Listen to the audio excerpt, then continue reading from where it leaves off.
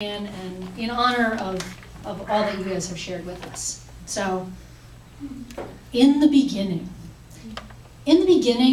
when God created the heavens and earth, the earth was a formless wasteland, and darkness covered the abyss, while a mighty wind swept over the waters.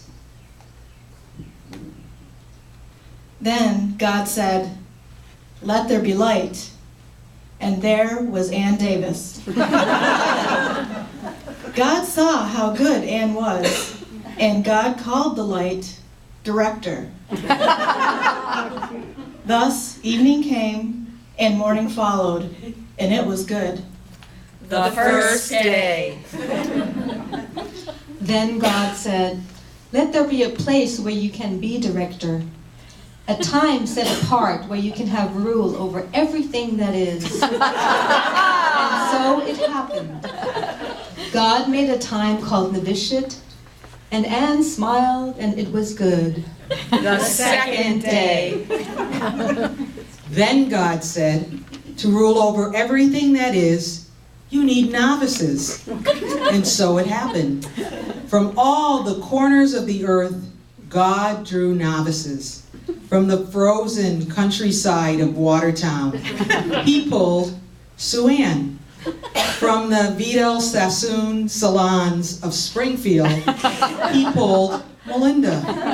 From the birthplace of Rocky and freedom, he pulled Colleen. And from the place where everybody knows God vacations, he pulled Corinne. And so it happened. And then God realized that he needed a place to put the novices in Anne. So he created the Sisters of St. Joseph. But that's another story. So fast forward, and there were very gracious sisters at LaGrange. And so God pulled some strings and got a house from the novitiate, and Anne smiled and told the novices to write thank you notes. And it was good. The third day. Then God said, "Now that you have been abandoned by your home congregations, Anne will show you the ropes." And so Anne did. First, she took the novices on a bus, and all of God's creation saw fit to talk to Sue Ann on public transportation. The other novices shook their heads, and Anne smiled. And then she introduced the novices to the L, and Corinne became giddy with excitement. She knew the orange line from her favorite movie, While You Were Sleeping. But sadly, Sandra Bullock did not show up on the L. And then Anne smiled, and the novices wrote another thank you note, and it was good. The fourth day. And then God said, "Take the novices to enjoy the beauty of my creation." And so Anne said, "I'll take them to the moon." The novices were very confused, as novices often are. And so Anne, being a true sister of St. Joseph, declared that all should be one. And so 3 novices were packed into the back seat of our compact car,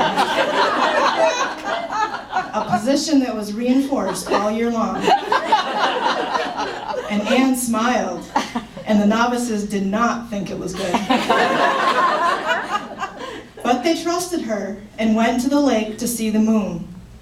And there they looked out at all God's creation. And Melinda said, "Wow, isn't Chicago beautiful? It's huge." And the novices shook their heads, and Anne smiled and said, "That's Gary, Indiana."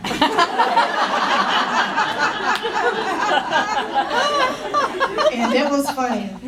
And then the group needed to find their way back home, and of course, they hit traffic. And Colleen, having already memorized the whole road map of Chicago, directed us safely home. And later that night, the novices gathered around Melinda, paid proper homage to her hair, and explained the difference between a gray Kia and a white minivan so that she would not get into the wrong car again. And so the days went on, the group grew closer, and Anne smiled, And the novices wrote many thank you notes, and it was good. The fifth day. Then God said, "Send the novices home for my son's birthday, and let them try to return in the midst of a polar vortex." And so they did. And then Anne said, "Let's go on a road trip." And so with 40 below temps and 10 feet of snow, the novices set out. They made pilgrimage from Carondelet to Concordia, and then in 3 weeks' time, they returned to the frozen streets of Archer Heights. And the novices said, "Let there be heat." And there was none. And God chuckled and said, "Let them be challenged." And no one smiled, except for Anne, but we're pretty sure she was faking it. And the waters flowed forth from the ceiling. And again, the gracious sisters at LaGrange offered us a room at the inn. From far, far came 3 wise men, a plumber, a carpenter, and an electrician, and their work was very good. And Anne smiled, and the novices wrote millions of thank you notes, and it was good. The sixth day. Thus the novitiate. All its works forming the novices was completed. Then God said, "Let them rest." But Anne said, "The work of formation is never done, God.